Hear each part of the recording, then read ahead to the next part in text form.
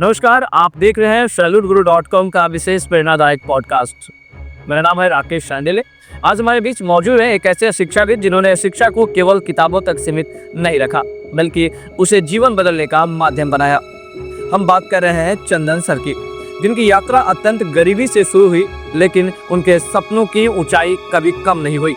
2011 में मात्र 10 से 15 छात्रों के साथ एक छोटे से कोचिंग संस्थान की शुरुआत करने वाले चंदन सर ने आज 25,000 से अधिक छात्र छात्राओं को शिक्षा प्रदान कर चुके हैं।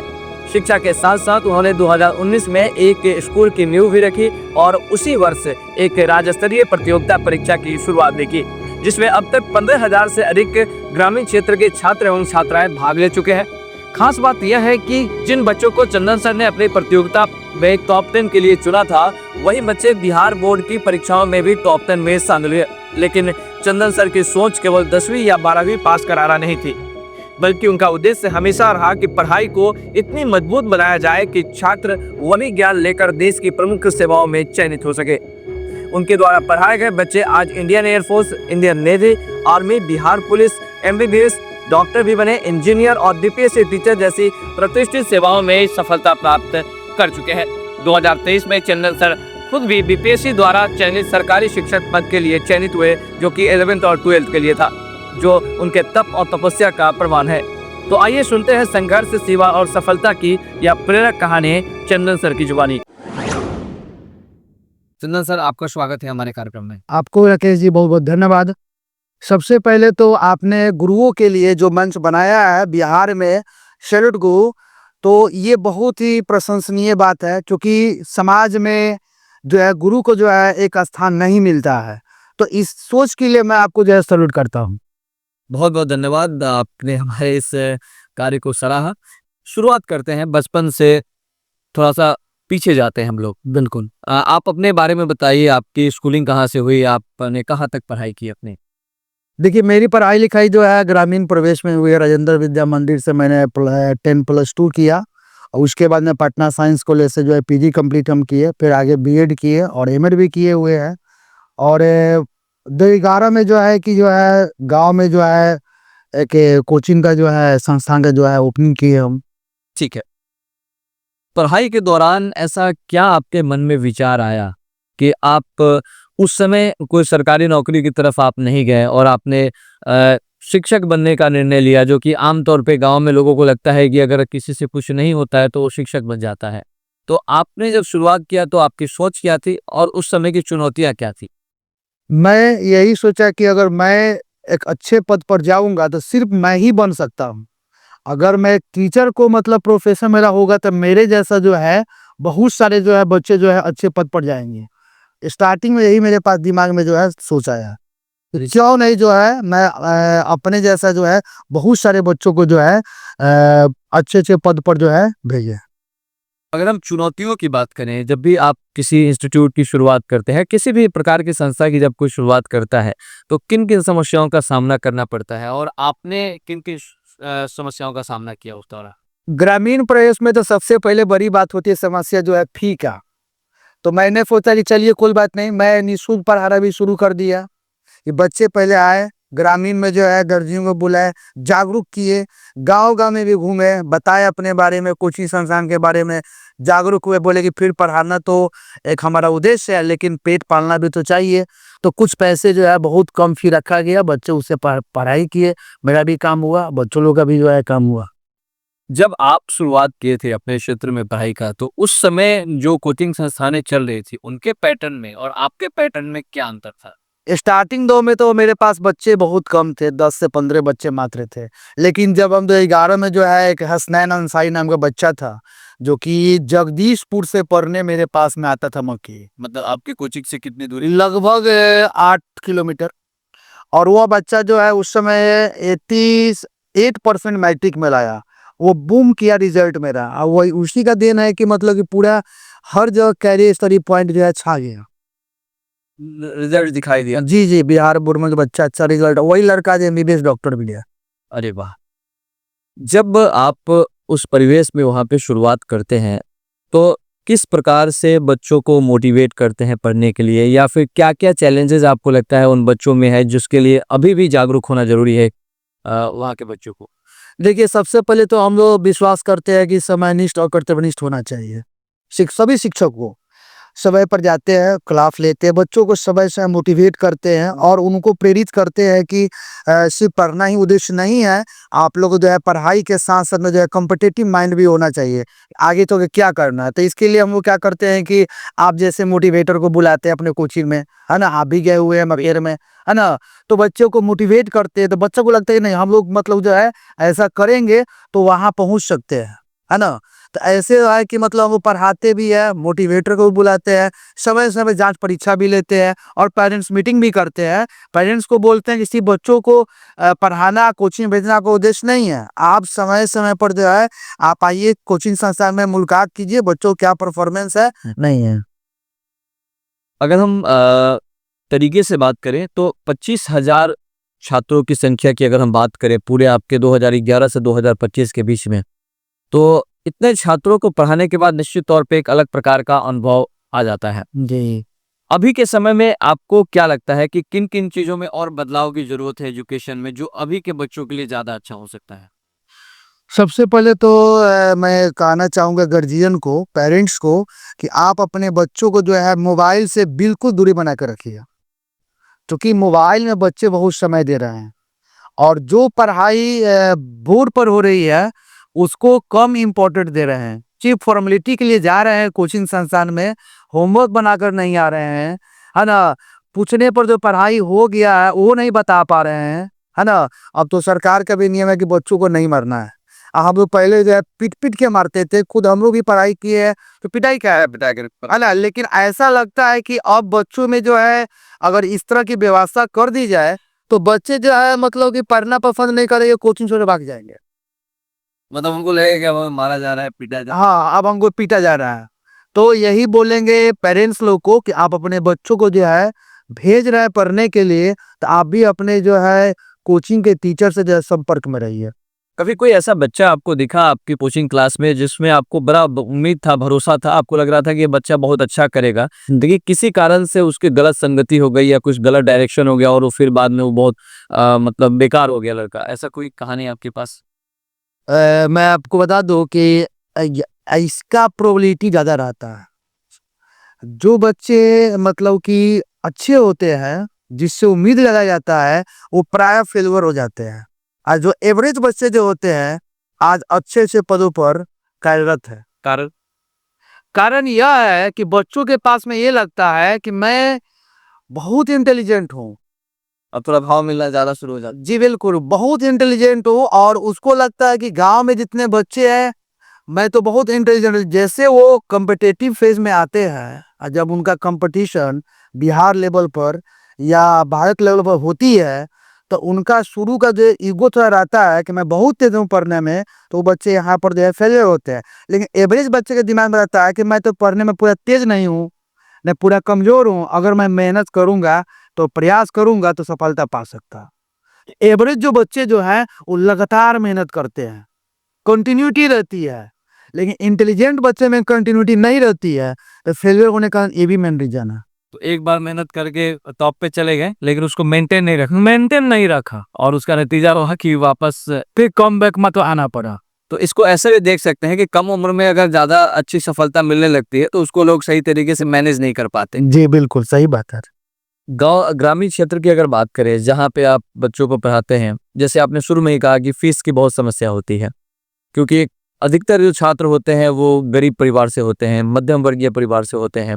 तो क्या कभी ऐसी बातें आती हैं किसी परिवार की तरफ से कि सर इस बार पैसा नहीं है या फिर हम कोई हमारा जो फसल है वो अभी कटा नहीं है, तो हम जब हो जाएगा तो फिर हम आपको पैसे तो वैसे पेरेंट्स के साथ, वैसे बच्चों के साथ आप लोगों का कैसा व्यवहार रहता है? वैसे बच्चों को तो समझिए कि वो निःशुल्क पढ़ाते हैं।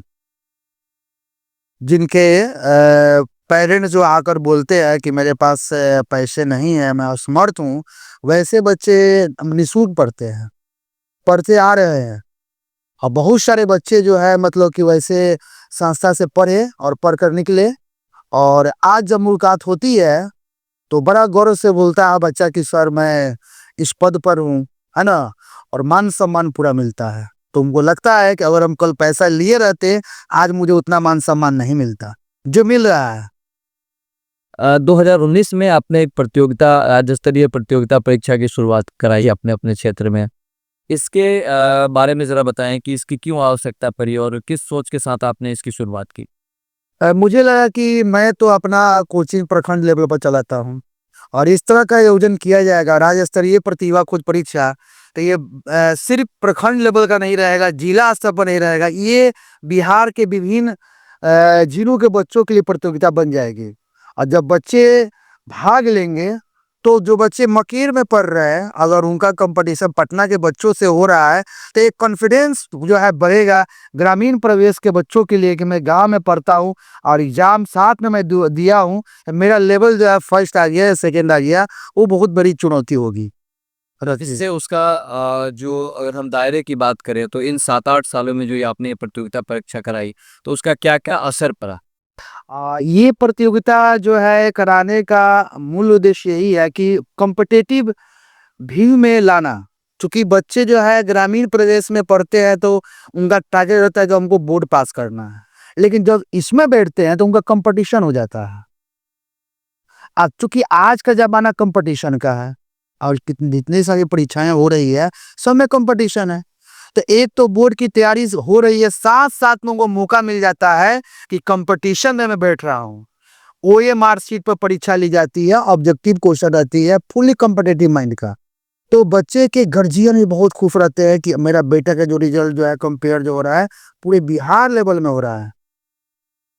तो ये बच्चों को तो फायदा है कि हो गया कि हमको कंपटीशन लेवल का तैयारी हो गया, रैंक पता चल गया, सेल्फ कॉन्फिडेंस बढ़ गया और इसमें बड़े-बड़े विद्वान लोग आते हैं और इस जो बच्चे अच्छे करते हैं उनको पुरस्कार देते हैं और बच्चों को मोटिवेट करते हैं। आप भी जो है राज्य स्तरीय प्रतियोगिता खुद में गए हुए हैं, आप भी बच्चों को जो है मोटिवेट किए हुए हैं, है ना? तो इसमें अगर हम बात करें टीम की, तो कौन-कौन लोग हैं जो इसमें आपके साथ जुड़े हुए हैं? और इसमें मुख्य रूप से जो है माने टीम में तो बहुत सारे सदस्य हैं, लेकिन इसके अध्यक्ष जो है श्री अंबिका बाबू हैं, पूर्व प्राचार्य, है ना, अपर हाई स्कूल। और इसके जो है मार्गदर्शन के तौर पर जो है डॉक्टर प्रेम रंजन सिंह है, जो कि वर्तमान में जो है आपका गोरिया कोटी सिवान का प्राचार्य है। और डॉक्टर विजय अवधेश सिंह, जो कि उनको मतलब कि वैज्ञानिक से लोग जानते हैं। और बहुत सारे विद्वान हैं और आपके जो है अभी वर्तमान में एचओडी जो हैं, हाँ, जगदम कॉलेज के जो है एचओडी जो है इंग्लिश डिपार्टमेंट के सर जो वो हो गए। और इसमें कदम से कदम मिलाने वाले में जो हो गए बिरविजय सिंह हो गए, पप्पू कुमार सिंह हो गए, नवीन पुरी हो गए, निखिल सर हो गए और बहुत सारे टीचर लोग हैं। एक बहुत प्रसिद्ध शिक्षक आपके एलकेडी सर, है ना, जो कि शीतलपुर के रहने वाले हैं, है ना, उनका भी अहम भूमिका रहता है। माने बहुत सारे शिक्षक लोग जुड़े हुए तो हैं। सब लोग मिल कर के ऐसा है। जी, जी, जी, जी। चलिए थोड़ा आपके बारे में, निजी जीवन के बारे में बात करते हैं। क्योंकि बहुत ही एक तरह से ये मान के चलिए कि समय के हिसाब से देखा जाए तो एक अत्यंत गरीब परिवार से आपने अपनी पढ़ाई की शुरुआत की और एक कोचिंग की शुरुआत की, फिर एक स्कूल की शुरुआत की उस समय। फिर उसके बाद जब आप पे सवाल उठने लगा तो फिर आपने सरकारी नौकरी के लिए तैयारी की और साथ तैयारी की क्योंकि आप पढ़ा ही रहे थे, नॉलेज था, तो आप बीपीएससी शिक्षक के तौर पे 11th-12th के लिए चुने गए। तो इस सफ़र को आप कैसे देखते हैं और इसमें कौन-कौन से ऐसे दौर थे जहाँ पे आपको ऐसा लगा कि जीवन बहुत मुश्किल है, शायद इससे हम आगे बढ़ पाएँगे कि नहीं पढ़ पाएँगे? ज़रा इसके बारे में बताइए। देखिए, सबसे पहले जो प्राइवेट में जो पढ़ाते हैं ना, तो समाज में कुछ ऐसे लोग हैं, उनको लगता है कि कुछ नहीं हुआ है तो प्राइवेट काम करना ही शुरू कर दिया। माने समाज में प्रताड़ित किया जाता है कुछ लोगों के द्वारा कि ये प्राइवेट शिक्षक ही हो सकते हैं, गवर्नमेंट में नहीं जा सकते हैं, इनके पास क्वालिटी नहीं है। तो मैं बता दूं वैसे शिक्षक को जो जानते हैं कि प्राइवेट शिक्षक के पास में क्वालिटी नहीं है, तो यह सोच उनका गलत है। क्योंकि अगर क्वालिटी नहीं रहता प्राइवेट शिक्षक के पास, तो पहले मैं भी एक प्राइवेट शिक्षक था और आज मैं गवर्नमेंट सेक्टर में आया हूँ, जो कि मैं एक एग्जाम्पल के तौर पर आपको बता रहा हूँ। इसलिए हर प्राइवेट शिक्षक के पास में जो है क्वालिटी है, अगर उनको मौका मिलेगा तो वो गवर्नमेंट में आएंगे। क्योंकि सीट्स ही लिमिटेड है तो सभी शिक्षक तो जाकर के उस पे नहीं पदस्थ हो सकते। जी, बिल्कुल पदस्थ हो सकते हैं, तो उसमें जितने लोगों को मौका मिलता है तो वहाँ पे चले जाते हैं, और जिनको नहीं मौका मिलता है फिर वो अपने प्राइवेट स्तर पे ही काम करते रहते हैं। जी, जी। तो ऐसे लोगों का जो योगदान है, आपके हिसाब से अगर मान लीजिए कि प्राइवेट सेक्टर के टीचर अगर काम ना करे, तो किस तरीके से सामाजिक व्यवस्था बनेगी, किस तरीके से एजुकेशन सिस्टम चलेगा? एजुकेशन सिस्टम देखा जाए तो पूरा अस्त-व्यस्त हो जाएगा। अगर प्राइवेट लोग पढ़ाना छोड़ दें तो? बिल्कुल, बिल्कुल। तो कोचिंगों की क्या भूमिका है, जो ग्रामीण क्षेत्र में जो कोचिंग है उनकी क्या भूमिका है? ग्रामीण क्षेत्र में जो है कोचिंग का भूमिका अहम है। अगर कोचिंग नहीं चलेगी तो समझिए ग्रामीण प्रवेश में बच्चे जो है पास नहीं कर पाएँगे। जो भी शिक्षक लोग पढ़ाते हैं ग्रामीण प्रवेश में वो ज़िम्मेवारी को उठाते हैं और ज़िम्मेवारी के तौर पर एक जो पाठ्यक्रम जो तैयारी की गई है उसको सब सही समय पर कंप्लीट करवाते हैं। ये सबसे बड़ी ज़िम्मेवारी होती है, जो कि प्राइवेट शिक्षक लोग करवाते हैं। अभी क्योंकि एक बात शुरू में आपने कही कि मोबाइल एक बहुत बड़ा कारण है जहाँ पे असफलताएँ ज़्यादा होती है। तो अभी के समय में क्या उसका ऐसा माध्यम आप लोग बनाते हैं ताकि बच्चे एंगेज हो सकें, या फिर क्योंकि बच्चों को आज के डेट में एंटरटेनमेंट भी चाहिए पढ़ाई के साथ। पहले क्या होता था कि पढ़ाई मतलब पढ़ाई, अब क्या होता है कि पढ़ाई विद एंटरटेनमेंट। बहुत सारे ऐसे शिक्षक हैं जो कि पढ़ाने के दौरान बहुत सारी अपनी एक्टिविटी करते हैं जिससे थोड़ा-सा उनका लोड कम होता है। तो आप लोग अपने स्तर पे अपने कोचिंग संस्थान के लिए क्या करते हैं? देखिए हम लोग तो जो है समय-समय पर जो है जैसे मान लीजिए कि बच्चों को है पढ़ाते हैं तो उसमें इंटरेस्ट लाने के लिए कुछ गेम ही करवा देते हैं। कुछ समय-समय क्या करते हैं हम लोग जैसे साइंस एग्ज़िबिशन हो गया उसको करवा देते हैं, ताकि बच्चा का जो है रुचि जो है इसमें बढ़े। अब बच्चे बना कर लाते हैं प्रोजेक्ट जब दिखाते हैं तो उनकी रुचि बढ़ जाती है, ज्ञान भी बढ़ता है। फ़िल्में देखते हैं? जी, जी। तो आपके लाइफ़ की कोई ऐसी फ़िल्म जो आप सजेस्ट करना चाहें, जो आपको बहुत इंस्पायर की हो? देखिए ऐसे तो मूवी बहुत सारी है ना? लेकिन मैं बचपन में एक मूवी देखा था। अधिक मैं प्राय जो है मूवी जो है देशभक्त जो है, उस मूवी को हम अधिक जो है लाइक करते हैं शुरू से ही, है ना? तो इंस्पायर के तौर पर जो देखा जाए तो हाँ, एक मूवी बहुत ही मतलब कि मुझे लगा कि काफ़ी इंटरेस्टिंग है, वो भगत सिंह का जो मूवी था, है ना? जिसमें अजय देवगन का रोल था, है ना? वो देशभक्त जो मूवी था बहुत लायक नहीं इस मतलब कि पहले जो था हमारे जो भी पैट्रियट्स जो थे देशभक्त बहुत बलिदान दिए हैं, तो क्या रोल था, क्या भूमिका था उनका, है ना? वो चीज़ें आपको वहाँ पे इंस्पायर की। सरकारी नौकरी के बाद मान लीजिए आप बीपीएससी शिक्षक बने +2 के 11-12 के, जब स्कूल में आप गए, तो आपके माध्यम से ऐसी कौन-कौन सी चीज़ें हैं जो वहाँ पे बदलाव हुई, या फिर आपके जाने का क्या फ़र्क पड़ा वहाँ पे? देखिए राकेश जी चूँकि शुरू से तो शिक्षा से मैं जुड़ा हूँ। जब मैं गवर्नमेंट स्कूल जॉइन किया, तो मुझे लगा कि अगर यहाँ मेहनत किया जाए, तो बच्चे निश्चित रूप से विद्यालय आएँगे। तो मैंने जो है क्लास लेना शुरू किया और एक बच्चों के बीच में जो मेरे पास मेरिट है, जो पढ़ाने की क्षमता है, उसके माध्यम से जो है बच्चों को जो है मैं पढ़ाना जब शुरू किया तो आज जो है सरकारी विद्यालय में बच्चे अधिक संख्या में आते हैं और मैं सभी अभिभावक को कहना चाहता हूँ कि आप अपने दिमाग से ये हटा दीजिए कि सरकारी विद्यालय में पढ़ाई नहीं होती है। निश्चित रूप से होती है। आप अपने बच्चों को जो है सरकारी विद्यालय भेजिए पढ़ने के लिए। खासकर जो बच्चे गरीब हैं, उनको जो है सरकार के द्वारा बहुत सारे मुहिम जो है चली हुई है, उनको लाभान्वित बच्चे होंगे। कब होंगे? जब बच्चे विद्यालय पढ़ने आएँगे, तब होंगे। शिक्षा भी मिलेगी, साथ-साथ जो है उनके जीवन में जो है बहुत सारी जो है समस्या जो होती है, जैसे आपका मान लीजिए ड्रेस की बात है, तो सरकार पैसा देती है ड्रेस के लिए। मध्य भोजन हो गया, वो भी जो है व्यवस्था की गई है। खेलने-कूदने की भी व्यवस्था की गई है। बच्चे जो आज जो है बच्चे जो है एक ब्लॉक लेवल से बच्चे जो है चुने जा चयनित हो रहे हैं, फिर जो है जिला लेवल पर जा रहे हैं, फिर वो स्टेट लेवल पर जा रहे हैं।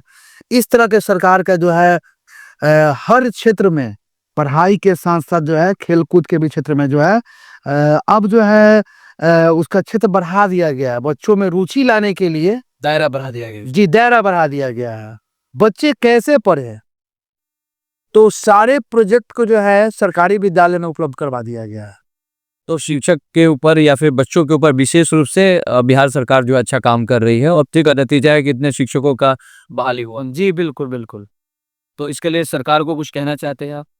मैं सरकार की यही कहना चाहता हूँ कि जिस तरह के मतलब कि शिक्षा में जो सुधार हुई है और जो सोच है कि मैं समय-समय पर जिस तरह के बहाली की जो प्रक्रिया हो रही है, अब टीआर 4 आने वाली है, तो ये बहुत अच्छी पहल है सरकार के कि जो बच्चे जो विद्यार्थी बेरोज़गार हैं, उनको मौका मिल रहा है।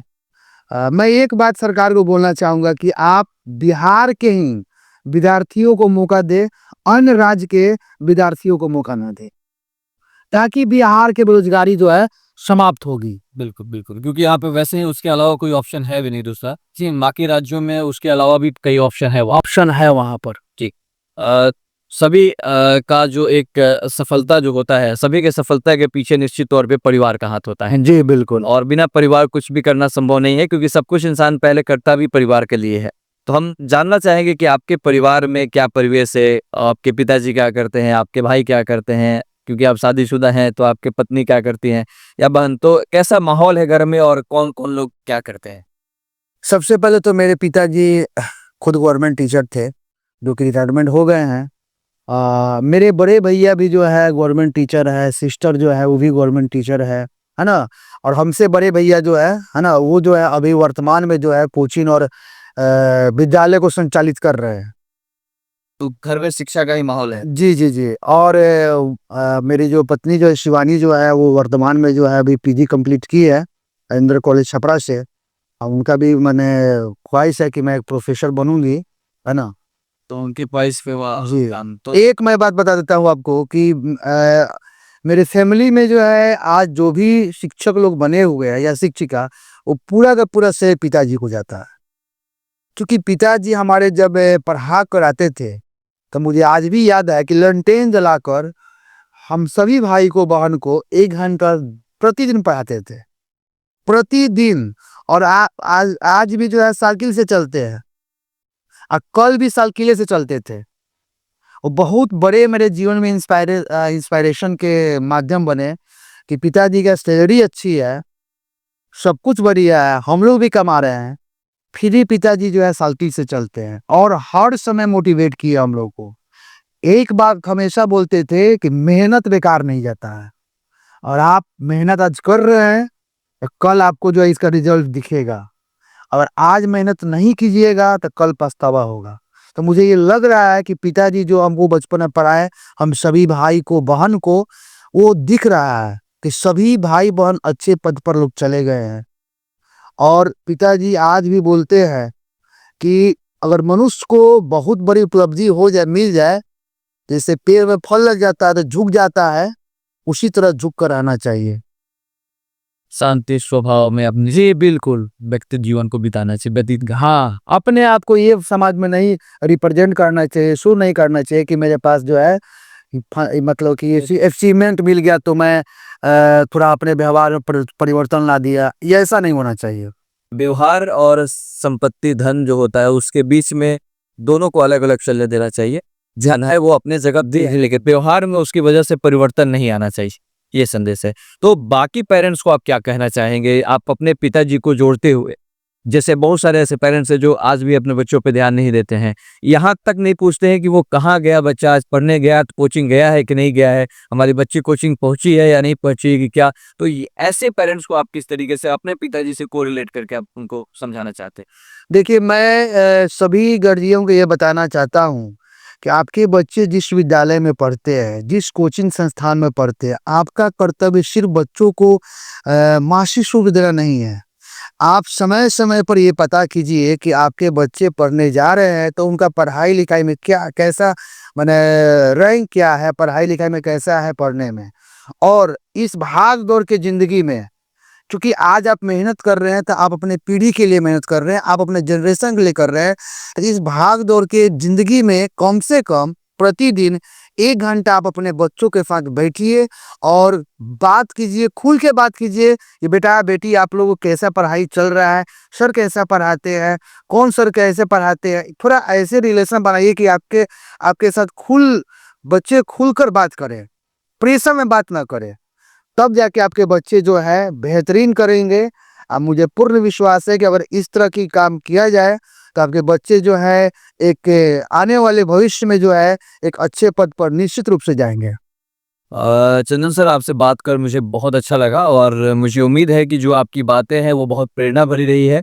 जो आपका सफ़र रहा है वो भी काफ़ी प्रेरणा भर रहा है। बस अंत में हम ये जानना चाहते हैं कि जब से आपकी नौकरी लगी है तो उसके बाद में किस तरीके का नज़रिया बदला लोगों का, किस तरीके से लोग आपके आपके बारे में व्यवहार बदला, जरा उसके बारे में अनुभव बताइए। जो सबसे पहले तो वैसे शिक्षक जो कमेंट करते थे, हाँ। सबसे पहले मिठाई लेकर वही है कि सर आप, हाँ कि सर आपका बीपीएससी में नौकरी लग गया, अच्छा। मिठाई खाइए ना। तो हम बोले ठीक है खाते हैं, पहले आपको भी खिला देते हैं। हाँ। वो जवाब मिला। और एक बहुत अच्छा मैसेज गया हमारे स्टूडेंट के द्वारा पेरेंट्स में कि हमारे सर का बीपीएससी में जॉब लग गया, है ना। बच्चे गौरव के साथ बोलते हैं हमारे सर बीपीएससी शिक्षक है ना, +2 के शिक्षक है।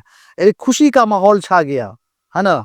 और उसके बाद में जो है कि आपका ग्रामीण प्रवेश में जो है बहुत सारे ऐसे लोग हैं जो कि नकारात्मक जो सोच रखे थे मेरे प्रति, उनका सोच बदल गया। तो इसलिए कभी भी आलोचनाओं से घबराना नहीं चाहिए, नहीं, उसको स्वीकार करना चाहिए। स्वीकार करना बिल्कुल, समय मिलने पर जो है हमको जवाब मिल जाएगा। जवाब मिल जाएगा। इसे कर्म करते रहना चाहिए जी, और यही सबसे एक अच्छी जो लोगों की पूंजी होती है जीवन में वो होनी चाहिए, ताकि किसी को मुंह से जवाब देने के बजाय अपने कर्म से जवाब दे। अपने कर्म से दिया, जो कर्म से दिया तो टिकाऊ जवाब रहता है। टिकाऊ जवाब रहता है। बिल्कुल बात कही हमने। सो बहुत बहुत धन्यवाद, आप अपना कीमती समय निकाले, हमारे स्टूडियो आए, आपने अपना योगदान दिया, अपनी बातें कही, अपने सफ़र के बारे में हमारे बीच अपनी बात रखी। बहुत बहुत धन्यवाद। Thank you so much. चलिए, आपको भी बहुत बहुत धन्यवाद राकेश जी कि आपने हम जैसे शिक्षक को ग्रामीण क्षेत्र से जो है शहर में बुलाए और राजधानी में जो है एक मंच दिए। मंच के माध्यम से कुछ बोलने के लिए मौका मिला। सैल्यूट गुरु के माध्यम से आज जो आपके साथ वार्तालाप हुआ, मुझे भी बहुत मन खुशी हो रही है। जब बच्चे मेरे इस वीडियो को देखेंगे, पेरेंट्स लोग देखेंगे कि सर तो गांव से शहर में चले गए हैं, वहां भी इनको बुलाया जा रहा है, बच्चे गार्जियन और खुश हो जाएंगे कि चंदन सर कुछ न कुछ तो बात जरूर है। ठीक है, बहुत बहुत धन्यवाद आपको।